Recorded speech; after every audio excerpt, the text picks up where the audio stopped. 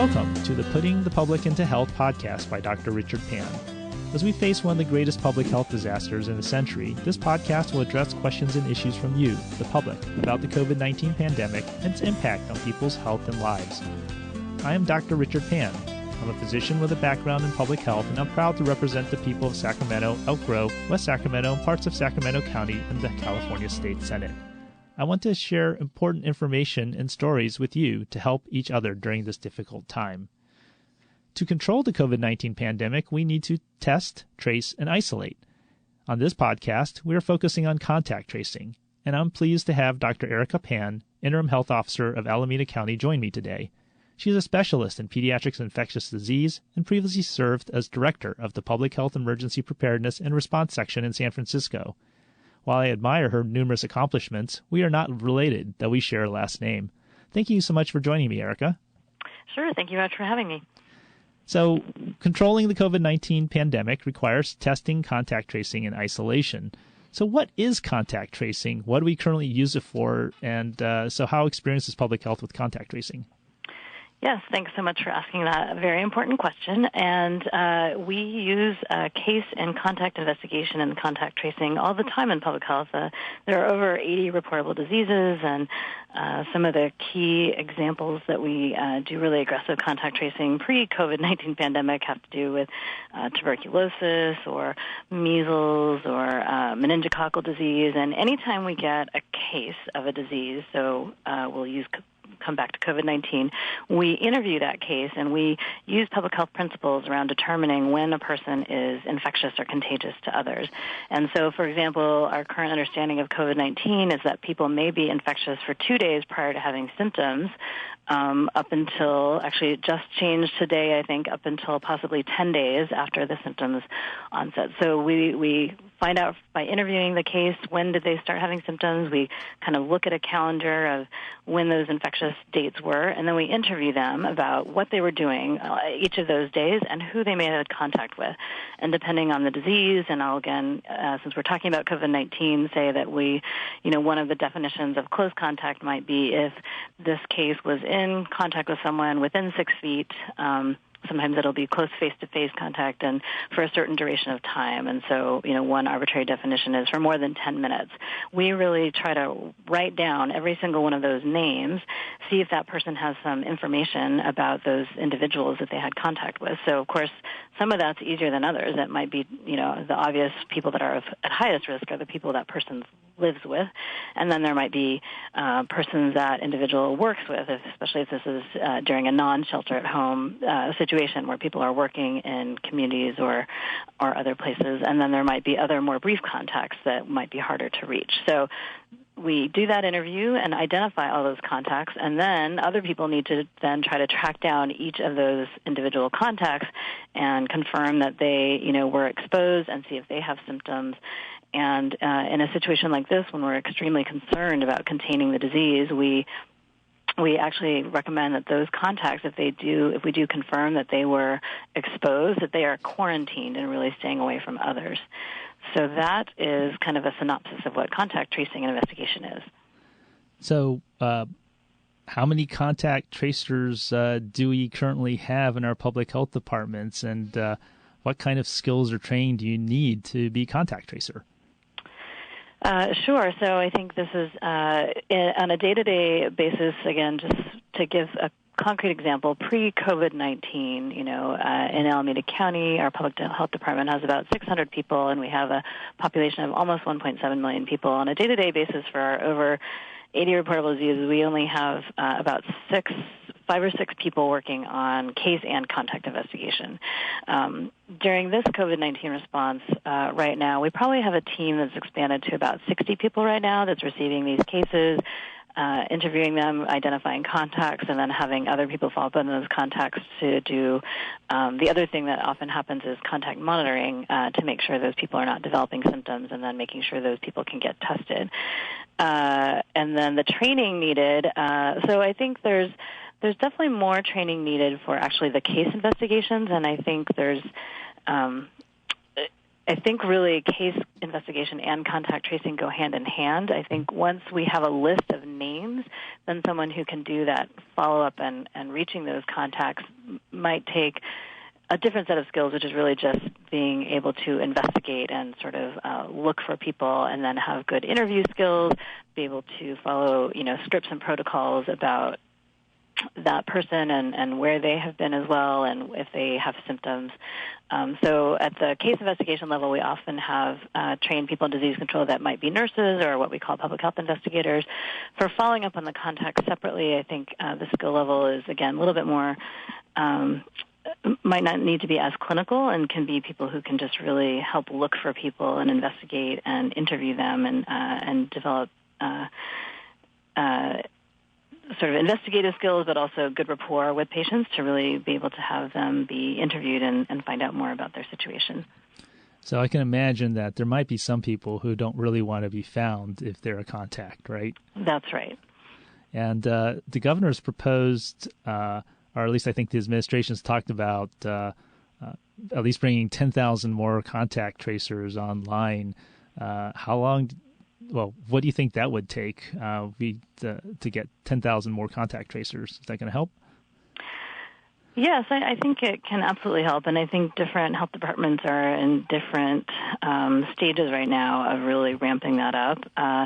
Currently with our, we have about 30 to 40 new cases per day, and with our team of 60, we're feeling like we actually are following up. But I think, again, as we start to loosen, if we see more cases, we would certainly need more people. And I think the challenge on that as well is that there's a lot of people, of course, who are not working right now that are coming forward to volunteer. But I think one of the challenges will be that we will need people both in the short term, but really the long term over the next several months. And even as it'll be the trade-off of potentially slowly allowing various functions and activities to resume. We'll see more disease transmission, and we'll still need those resources on the public health level to continue to slow the spread of disease.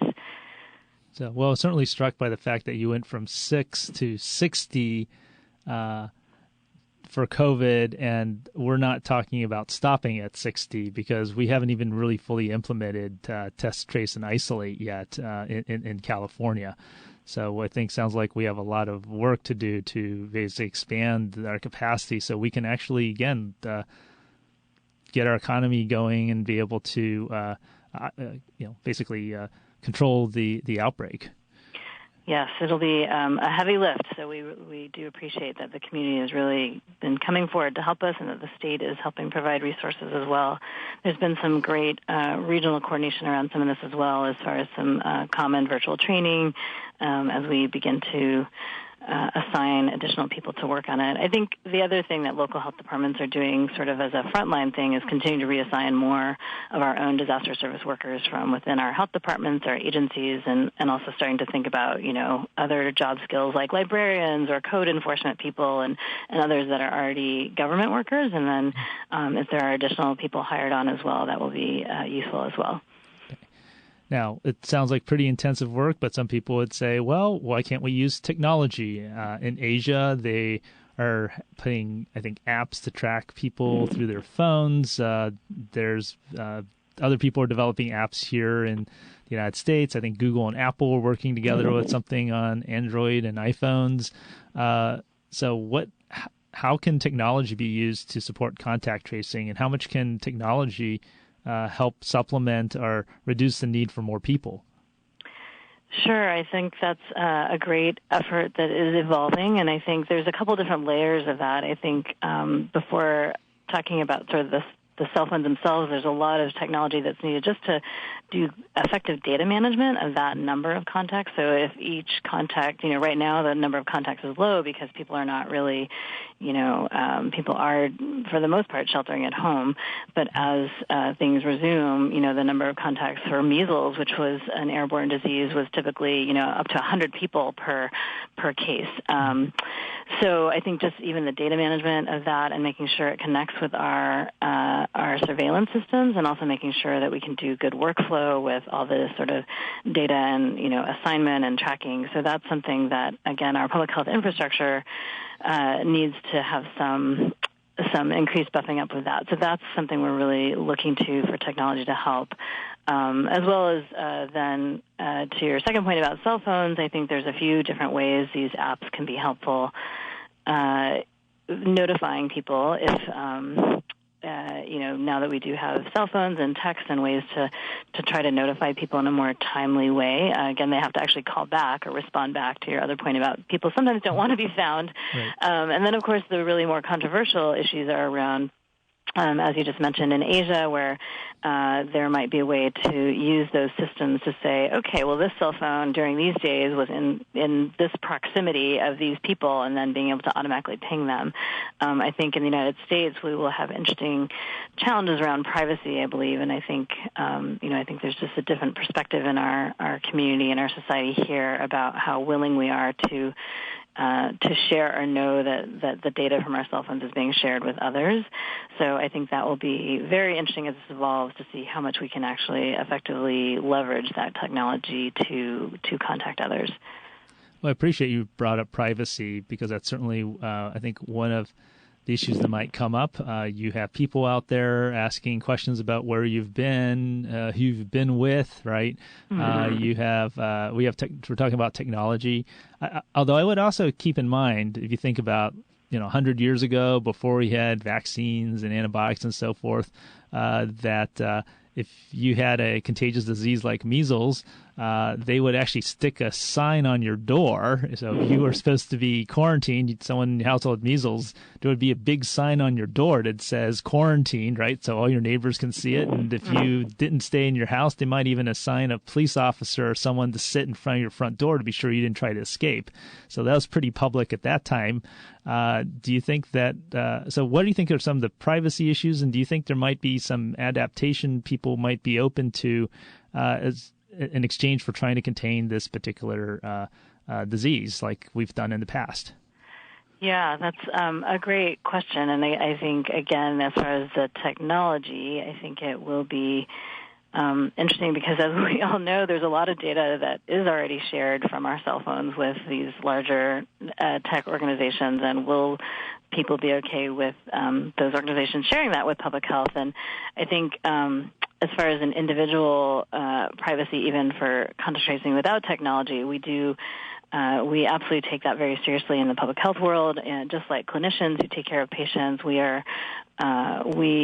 really try to make sure that we remain, only as a need-to-know basis for any what we call protected health information or identifying information. But that is absolutely a challenge when you're trying to do these investigations, and we do have some exemptions as far as working with our healthcare partners in order to find out information about cases and contacts.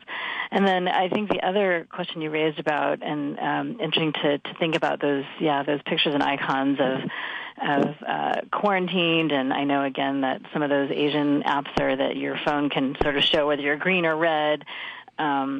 And in general, I think this has been an interesting time where we've had in writing these health officer authorities, and also in the Health and Safety Code and other codes that our law enforcement partners are to uphold our health officer orders. And it has been a really interesting time during this pandemic to see us be able to issue these orders and have that enforcement support. But that also has been variable across different cities, counties, regions, I believe. So it's an interesting, again, as you're alluding to, I think an interesting societal time on how much is the public willing to, and on that note, having the public sort of, we have a COVID-19 compliance email and line now, and, there are definitely lots of public calling each other out, and then how much follow-up is the local police or the local sheriff doing on those, and sort of the community engagement on this and law enforcement engagement is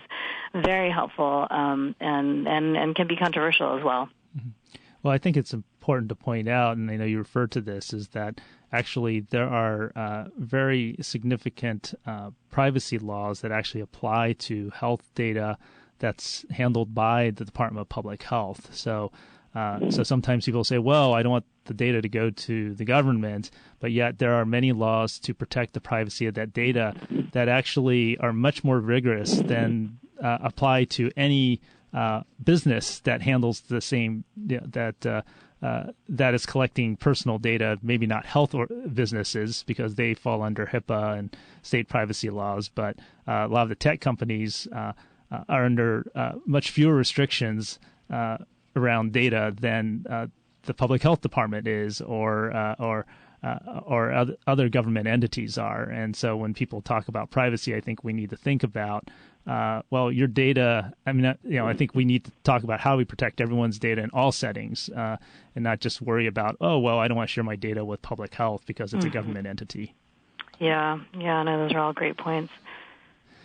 So in terms of, we talked about testing, contact tracing, and isolation. We've been focusing on contact tracing. What are some of the challenges to actually implementing these things as a step toward getting back to lifting some of the stay-at-home orders? Sure. And then just one last thought, too. Our last discussion is around, the ongoing interesting balance for public health is individual sort of liberties versus protection of the public health. And so this pandemic is certainly testing that at all levels, how much individuals are willing to give up their own liberties or not for the good of the public health and our authority to do so and our enforcement of others, which is one of the challenges as far as case and contact investigation and isolation and quarantine. And then challenges to implementing testing is definitely in of itself been large and lots of different potential areas in the sort of workflow of testing that needs to happen. So there have been shortages from everything from the personal protective equipment for people to be able to do the testing safely, to the swabs to collect the specimen from people's noses or pharyngeal, and then the testing kits or reagents, the sort of chemicals needed to do the testing in the lab, and then the labs themselves having enough capacity. So those have all been different challenges along the way, and we're continuing to kind of tackle them at different places in the pandemic. And, we're very thankful to all levels of, again, community and government to really tackle all those. But all of those have been really a challenge. And my most recent challenge, I feel, is that we have had a little bit of a mismatch of resources as well. So because we've had scarcity amongst these resources, sometimes we will have swabs in one place, but the lab that is connected doesn't have access to those, and we have a lot of our healthcare partners who are not able to test as many people as they'd like who have symptoms in front of them in their clinics, but some of the resources have been put into community testing sites. So, trying to really best bring all those resources together and reprioritize and match them to where they can have the biggest impact has been an interesting challenge as well. And then to that point, really being able to test people, the whole point, again, of testing people is to identify that person as a case, make sure they're cared for, make sure they're isolated, make sure we can figure out who their contacts are and quarantine them. So all of the layers we talked about then become challenges as well. Yeah. So interesting enough, because you talked about testing, we didn't have enough tests when coronavirus first appeared in California, and that had to do with a variety of different issues. Why is contact tracing and isolation alone not successful, right? So we tried to do that last February. We didn't have enough tests. We sort of presumed people were positive. What are the limitations of doing contact tracing and isolation without sufficient testing? So, again, if there are people who are circulating and having contact with others that haven't been tested and identified, then we cannot contain the disease. And that is what we think, happened in February, because we could not test every person we thought might have the right symptoms that are compatible. We had to have very strict criteria with that scarce resource there.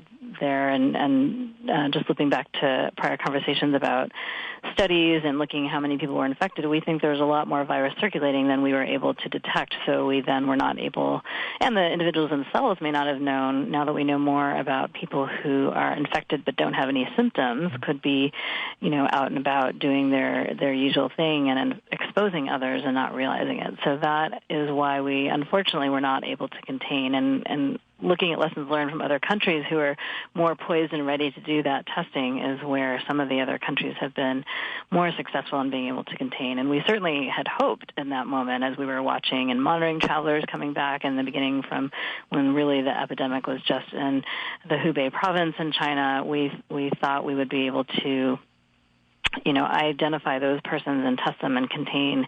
But again, we've learned now that the virus was circulating probably earlier than we were even doing that. And again, we didn't have the tests available to identify the cases. Right. And in many ways, okay, you contact trace, and if you can't test those people, then you don't know who's positive, because if some of them were positive, you would then contact trace their contacts, correct? That's right, yeah. So it's like an ever-widening circle, but if you're not able to test, there's some point you run out of people to trace, because if you assume everybody who you had contact is positive, and then you have to contact all their contacts, essentially get to everybody, right? Right. So we need to know who actually is positive eventually. So yes, and those people need to know as well, so that they, again, I think, per our earlier discussion, I think a lot of people have been very willing to comply and self-isolate, but if they don't know they're infected, then they wouldn't have a reason to do that. Mm-hmm. Actually, can you just maybe touch a little bit about isolation? We've touched on contact tracing. We talked a little bit about the need for testing. What does isolation involve? I guess if they're living by themselves at home, probably not an issue, but maybe they're living with a big family, multi-generational household, or they're living with a bunch of roommates, or they're living in an institution like a nursing home where there's a lot of vulnerable people. So what do we mean by it? What should we be doing about isolation? Yes, that's a great question, and certainly is an issue. So, as you just said, effective isolation would be if someone is really kind of on their own and not living with other people that they're having contact with. But then, of course, you need to make sure that person can get food and get care and those things. And there are certainly a lot of great protocols, or even if people live in a small enough, or in a household where they can have their own bedroom and their own bathroom, and someone could sort of bring them food but not have close contact with them, then secondary cases in that household have been somewhat able to be prevented if caught early enough. But I think as far as what we need, again, to more effectively contain this pandemic is to make sure that, as you just asked, that if there's someone in a crowded household where they can't have their own bedroom and bathroom, that we really should be trying to house and isolate them safely. And on that note, I think there's also been work in other countries and starting to happen here as well. If there are healthcare workers who are at high risk of exposure, allowing them to live outside of their homes so that they, if they are because they're at high risk of becoming infected, that they're not then infecting their household members or their loved ones. So that is something that we are doing, and again, jurisdictions across the state and the country are really working on getting places to put people that can't isolate safely. And we also issue, early on, as far as trying to contain, we issued legal isolation orders that have a lot of details on all the things that they need to be doing to make sure they're staying away from others, and again, has a health officer authority that could be enforced by law enforcement. And then because the numbers start to become big, we then issued what we called blanket isolation and quarantine orders to just make sure people realized they were under that authority, that they needed to stay isolated. And so that's just another layer as well. But certainly housing and making sure people can be safe. Another big effort of us and others is obviously people can't shelter at home if they don't have a home. So really trying to find places for our homeless population, which has been a very unfortunate crisis before this pandemic, and trying to, move people, especially those who are most vulnerable as far as the elderly and those with underlying medical conditions, have been the higher priority here, trying to get them into hotels and places where they can have individual rooms, and being able to, again, safely isolate or quarantine those people as well. So finally, what will county health departments need to successfully contain COVID-19? Yeah, I think all of the things we talked about, which is, having our testing capacity be up to what we need so that we can really be testing everyone we think has symptoms, everyone who's been a close contact, when we have outbreaks or even individual cases in high-risk settings, to be able to test those people and then isolate those cases and do that contact tracing and quarantine their contacts, and also just to make sure that we're as a community, doing as much physical distancing as possible to really minimize transmission and slow the disease spread is what we need to do. So we appreciate the community coming together to help us reach those goals. Right. So it is a community effort. Absolutely. Well, thank you so much, Dr. Pan, for joining me today. And I want to thank you for listening to this episode of Putting the Public into Health by Dr. Richard Pan. If you have questions or ideas for a future podcast, please email them to senator.pan@senate.ca.gov. Please stay at home as much as possible. Stay at least 6 feet away from others outside, wash your hands frequently, and try not to touch your face. Together, we are slowing the spread of the disease and saving lives. Thank you so much for listening.